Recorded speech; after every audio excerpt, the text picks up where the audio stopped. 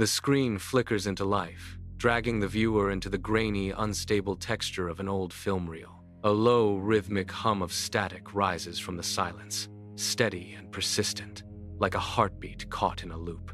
It is a sound that suggests decay, yet refuses to fade away. The visual grain dances across the frame, obscuring the edges of reality. A voice cuts through the hum, calm and measured, carrying the weight of a long-held secret. Some warnings refuse to die. They linger in the corners of our collective consciousness, waiting for the moment the world feels fragile enough to listen. The static pulses, rising in volume before dropping into a hollow, expectant silence. We are not looking at history as it happened, but as it has been remembered, filtered through the lens of time and human desperation. Why do these echoes persist? The static hums again, a constant, vibrating presence that fills the void. We are standing on the threshold of a story that defies simple explanation. The static fades, replaced by the sound of wind whistling through barren, high-altitude passes. Thick gray fog rolls across the frame, clinging to the jagged terrain. It is a landscape that feels forgotten by time. Through the swirling mist, a silhouette takes shape. It stands motionless in a doorway, a dark anchor in the shifting white void. The figure does not gesture, yet the presence is absolute. This is where the story finds its roots. In the heart of the Balkans, a name emerged from the shadows of the 20th century. It was not a name spoken in palaces or recorded in state archives, but one whispered in the quiet, desperate corners of rural life. This name became synonymous with the end of eras and the collapse of empires. It carried the weight of a cold, unyielding certainty about the future. We see the silhouette turn, though the face remains obscured by the density of the fog. We are moving toward the source of the legend, tracing the path back to a woman who stood at the center of a storm that had not yet arrived. Why do we reach into the dark when the light fails?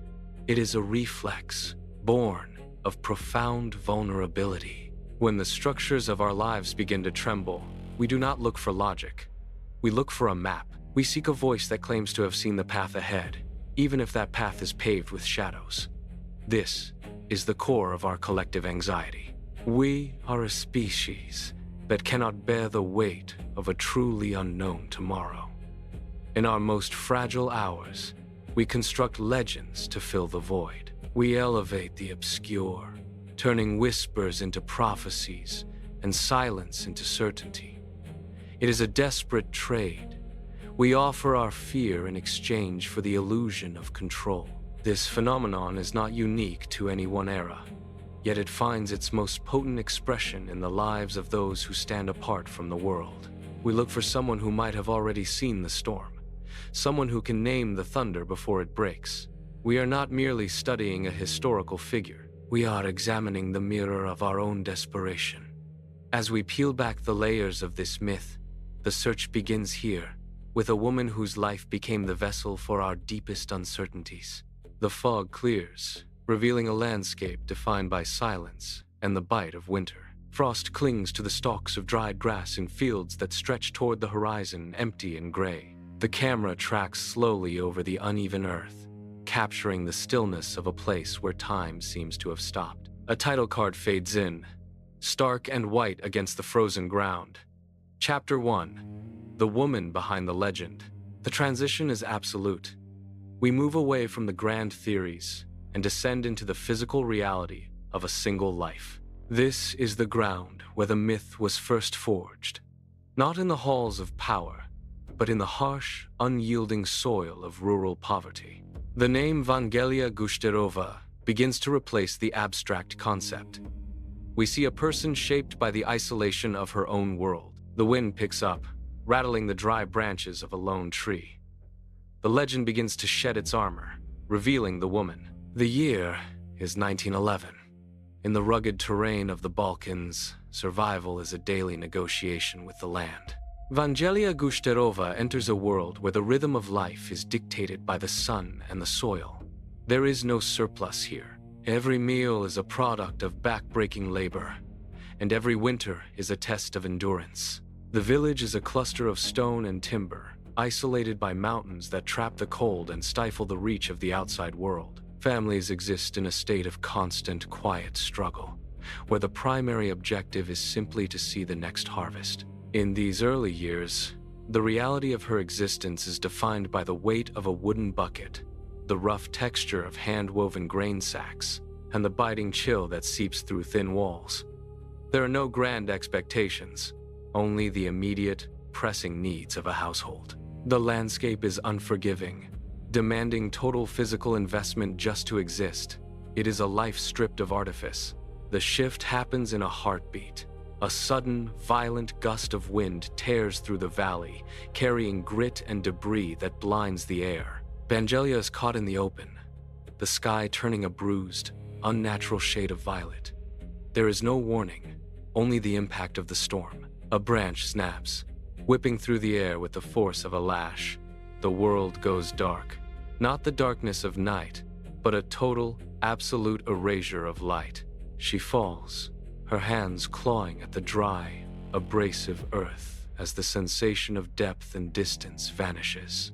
The familiar shapes of the stone walls and the distant mountain peaks are severed from her perception. She reaches out, but the space around her has become a void. The sound of the village, the lowing of livestock, and the distant murmur of voices become muffled, as if she is submerged in deep water. This is the moment the external world retreats, replaced by a profound, ringing silence. She lies still, the dust settling on her skin, while the physical reality of her life undergoes a permanent, irreversible fracture. The horizon is gone. The light is gone. The village of Rupite sits in a basin where the air hangs heavy and still. Here, Vangelia settles into a rhythm dictated by the absence of sight. She moves through the small stone-walled dwelling with precise, learned motions, her hands tracing the edges of tables and the grain of wooden doorframes. The villagers observe her from a distance. They watch her sit on the threshold for hours, facing the mountains, her head tilted as if listening to a frequency they cannot perceive. She does not participate in the communal labor of the fields. She does not join the evening gatherings by the fire. This physical withdrawal creates a vacuum. People begin to bring small offerings, a loaf of bread, a handful of dried herbs, leaving them on her porch without a word. They speak in hushed tones as they pass her gate, their voices dropping to whispers. The rumors start as small ripples, claims that she knows when the rain will break, or that she can identify a visitor before they reach the path. She becomes a fixture of the landscape. Her isolation is not merely a lack of company. It is a wall that the community builds around her, turning her presence into a focal point. The divide begins in the archives. Historians pore over the records of her life, searching for the point where the woman ends and the legend begins. They find no blueprints for prophecy, only the raw, jagged edges of a life marked by hardship. Yet, the village of Rupite tells a different story. For those living in the shadow of poverty and the aftermath of conflict, the truth is secondary to the utility of the belief. They do not look for empirical evidence. They look for a mirror to their own desperation. When a mother loses a son, or a harvest fails, the need for an explanation outweighs the need for accuracy. This is the crucible of the myth. Researchers argue that her words were often vague, malleable enough to be shaped by the listener's own fears and desires. They see a woman navigating the limitations of her reality, while the community sees a conduit to the divine. The tension remains unresolved. The more the scholars strip away the layers of hearsay, the more the local faith seems to solidify. The quiet of Rupite did not last. The whispers that once stayed within the basin began to travel, carried by travelers and local officials to the capital. The state, hungry for any advantage in a fractured geopolitical climate, turned its gaze toward the woman in the hills. Black cars began to navigate the narrow, dirt roads, their engines breaking the silence that had defined her existence for years. Men in dark, structured coats arrived, not as neighbors seeking comfort, but as representatives of a system looking for a map to the future. They did not come for bread or herbs. They came with questions about the stability of the nation and the movements of global powers. Her porch, once a place of solitary reflection, became a staging ground for political inquiry. The scale of her influence shifted overnight. She was no longer just a local curiosity. She was a resource to be managed, analyzed, and consulted. This transition stripped away the last remnants of her private life. The villagers watched as the state claimed the space around her, turning her into a symbol that reached far beyond the borders of her small world. The transition from spoken word to documented prophecy began in the flickering glow of late-night vigils. Visitors sat across from her, their hands trembling as they pressed pens to yellowed scraps of paper. The air in the room grew heavy, with the scent of wax and old parchment. Each scratch of the nib against the page was an attempt to pin down a fleeting thought, to capture a vision before it dissolved back into the silence. These notes were not official transcripts. They were fragments of desperation, scribbled in the dark by those who believed they were recording the future. As the candles burned low, the pile of paper grew, forming a paper trail of warnings and insights that would soon circulate far beyond the village. The process was chaotic and unverified. One person would hear a warning about a distant conflict. Another would interpret a murmur as a prophecy regarding the collapse of a border. The candlelight did not illuminate the truth. It merely cast long, distorted shadows of what people desperately wanted to believe. The legend found its most potent fuel in the wreckage of real-world disasters. When the Kursk submarine vanished into the depths of the Barents Sea, the world did not just mourn. It looked for someone who had already seen the steel hull buckle under the pressure. Her name surfaced in the aftermath, attached to a prophecy about a city being covered in water. It did not matter if the original words were ambiguous, or if the connection was made long after the fact. The tragedy provided a concrete anchor for the myth. Suddenly, the abstract warnings of the past were reread as precise, terrifyingly accurate blueprints of the future. The pattern repeated with every major conflict that flared across the globe. As borders shifted and nations collapsed, her name was invoked to explain the chaos. Each new crisis became a new chapter in a growing dossier of disaster. The public did not look for evidence. They looked for a narrative that made the unpredictable feel inevitable. By tying her to the most painful moments of the century, the myth transformed. The fear of the unknown was replaced by the cold comfort of a predicted catastrophe. Yet, we must tread with extreme caution when examining the source of these claims. A rigorous search through the archives reveals a startling void. There is no verified transcript of these prophecies in her own hand. The vast majority of what is attributed to her exists only in the memories of others, or in secondary accounts written long after the events had already unfolded. This is the reliability gap. We are not dealing with a direct record of insight, but with a complex chain of translation and reinterpretation.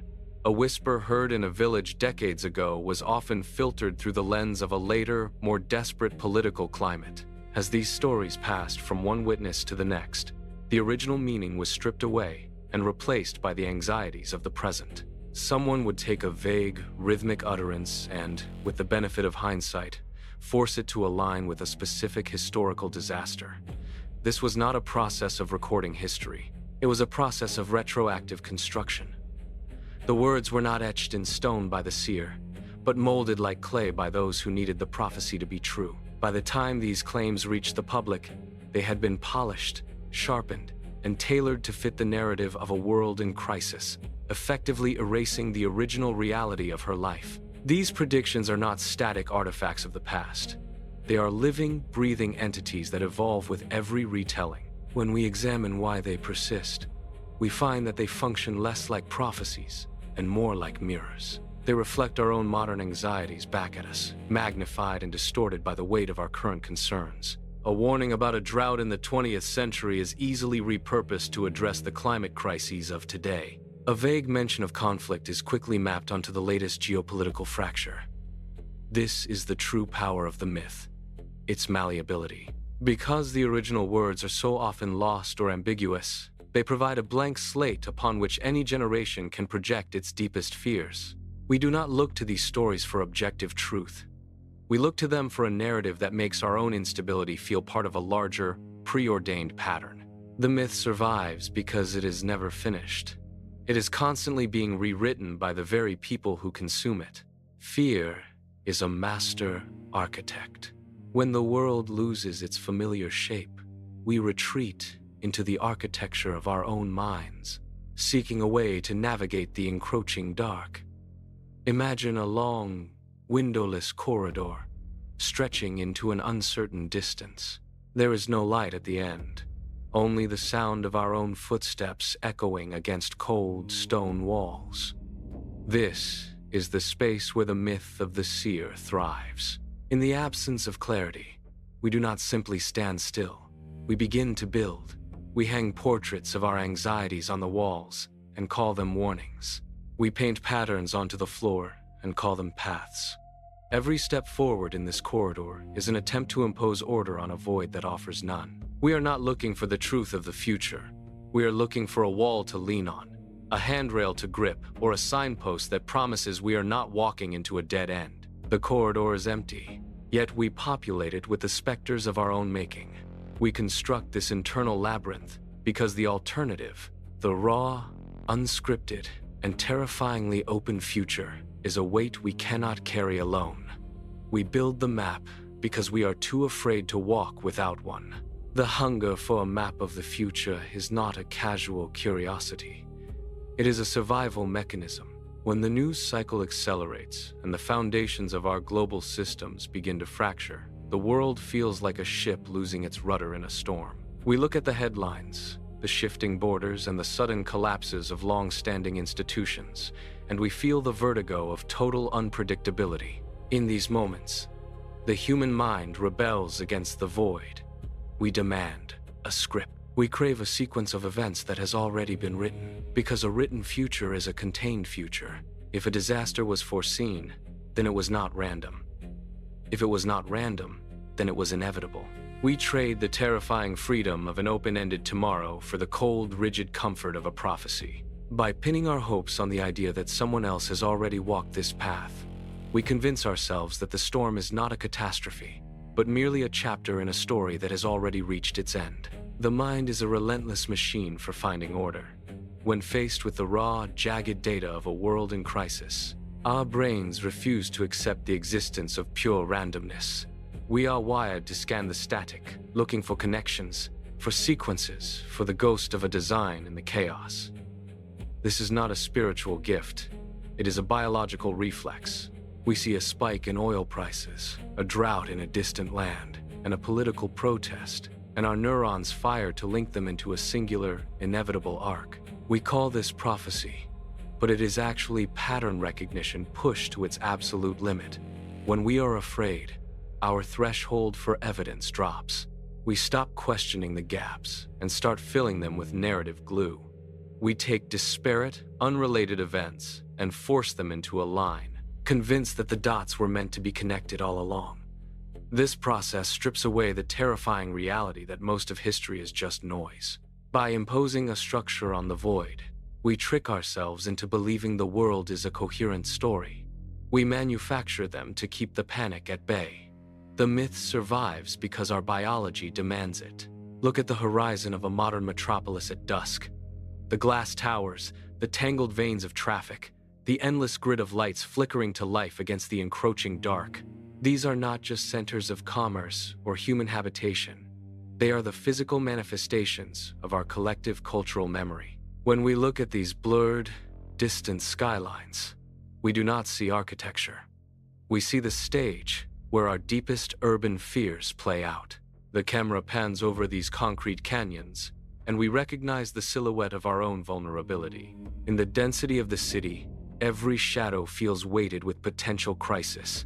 We have built these environments to be permanent, yet they feel fragile, suspended in a state of perpetual waiting. This is the geography of dread. Every window represents a life, and every life is tethered to the same news cycle, the same pulse of global uncertainty. We project our need for order onto these skylines. turning the city into a monument to our own anxiety. The buildings stand tall, but they are hollowed out by the stories we tell about them. We look at the skyline, and we see not the future, but a reflection of the storm. When the present feels unmanageable, we turn to the archives. We dig into the yellowed paper, the grainy recordings, and the fragmented memories of the past, hunting for a key. This is not a scholarly pursuit. It is a frantic excavation. We scour these old records with a singular, desperate intent to find a line, a phrase, or a vague prediction that aligns with the headlines of today. We take a statement made decades ago in a rural village and stretch it across the span of modern geopolitical fracture. We force the fit.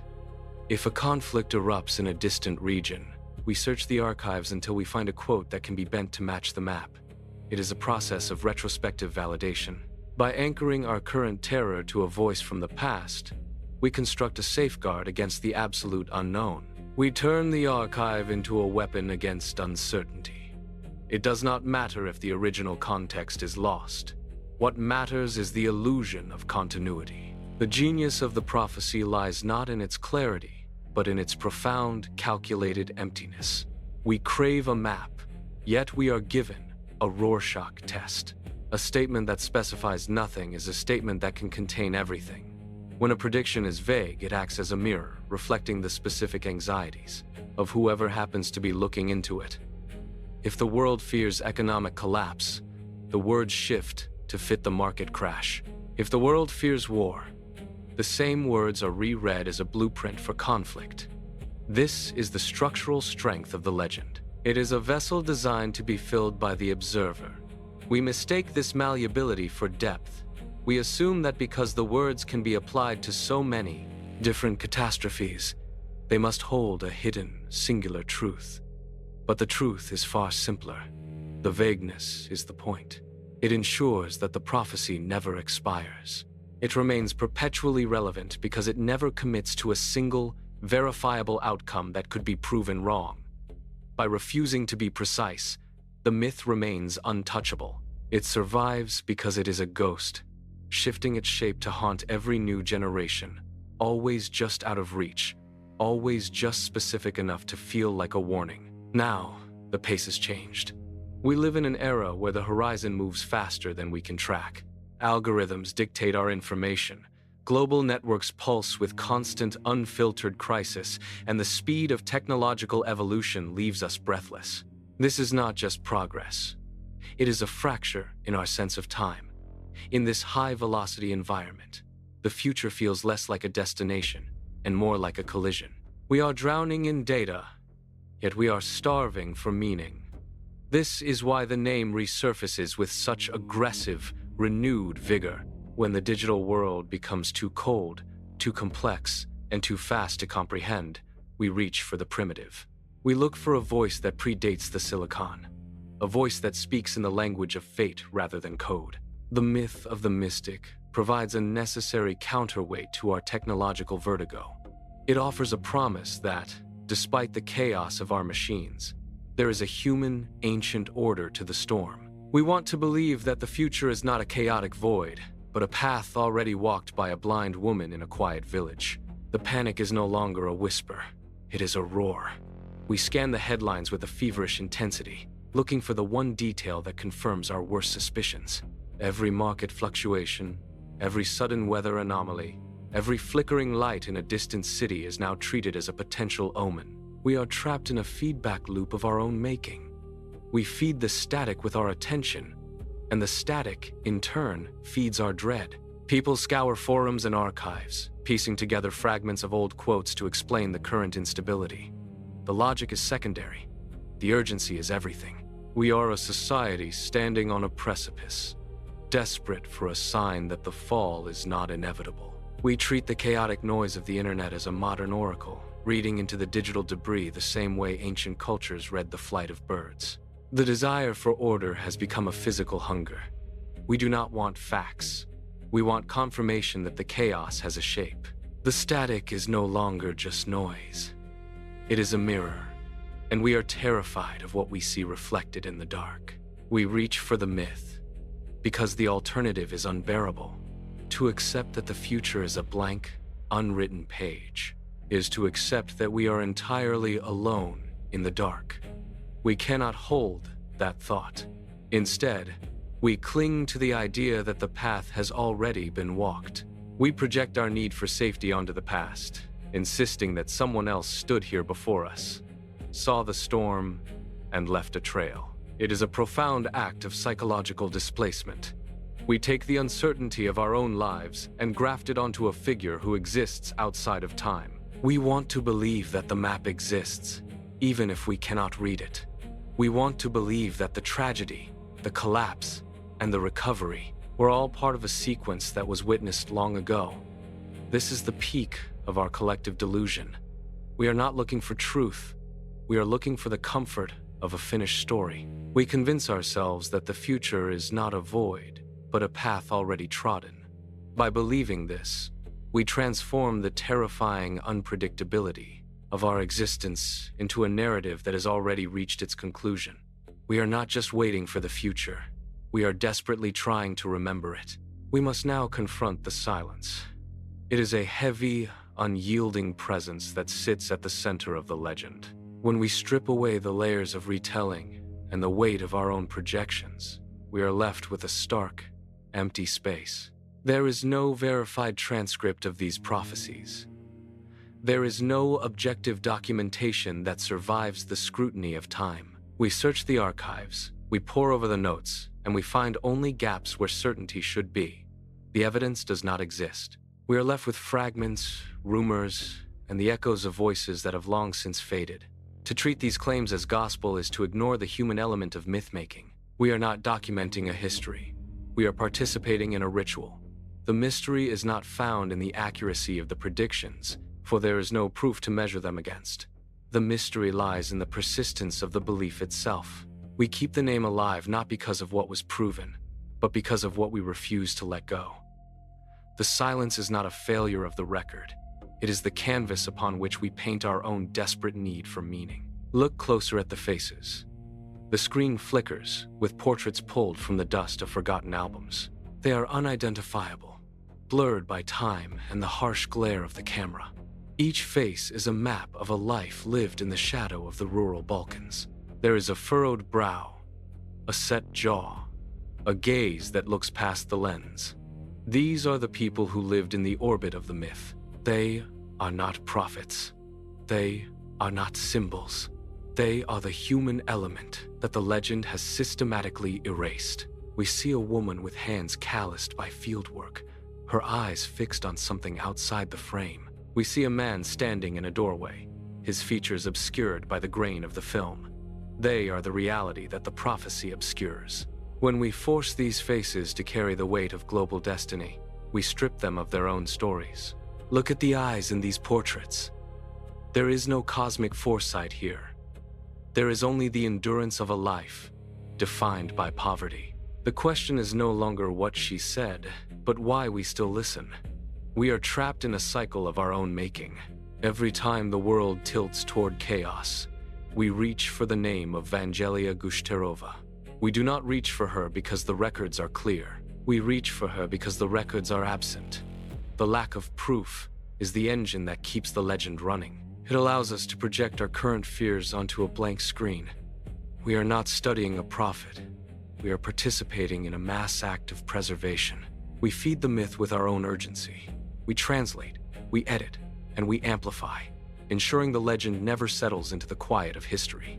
It is a mirror. When we look at the legend, we see the reflection of our own desperate need for order in an unpredictable age. We refuse to let the name fade, because the alternative is to accept that the future is a void. We would rather cling to a ghost than face the silence of an unwritten tomorrow. The legend survives because we demand it to. We are the architects of this persistence. We keep the flame burning, not because the light is true, but because we are terrified of the dark. The light pulls back. The edges of the frame darken, swallowing the details of the room until only a single flickering point remains. We are left in the vast, empty space of our own uncertainty. This is the threshold we cannot cross alone. The weight of an unknown tomorrow presses against us, a physical pressure that demands relief. We stand in the center of a landscape that offers no landmarks, no maps, and no guarantees. Our pulse quickens as the silence stretches. We look for a hand to hold, a voice to guide, or a sign that the path ahead has been walked before. It is a primal instinct. When the horizon vanishes, the mind reaches for anything that promises stability. We are a species built to survive, yet we are fundamentally unable to bear the crushing reality of a future that remains unwritten. The darkness is not just an absence of light, it is the absence of certainty. We stare into that void, our breath shallow, our eyes searching for a flicker of something familiar. We reach into the dark, our fingers brushing against the cold, unyielding wall of the unknown. We search for names, for legends, for any scrap of history that might serve as a shield. It is a frantic, tactile process. We sift through the debris of the past, holding up fragments of stories like talismans against the encroaching night.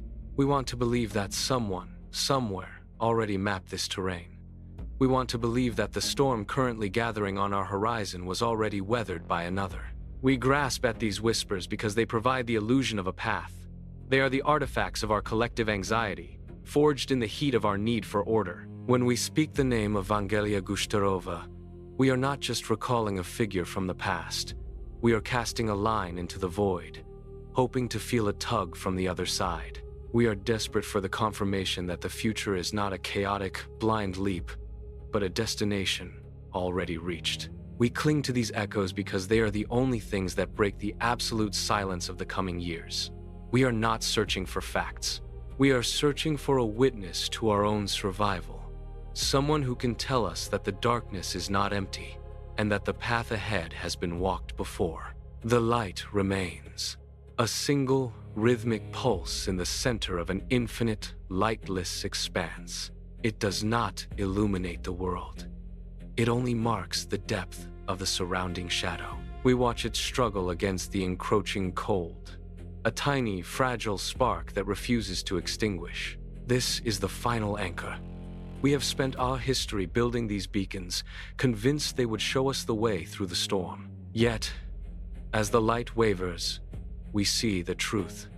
The light is not a map. It is a mirror. It flickers because our hands are shaking.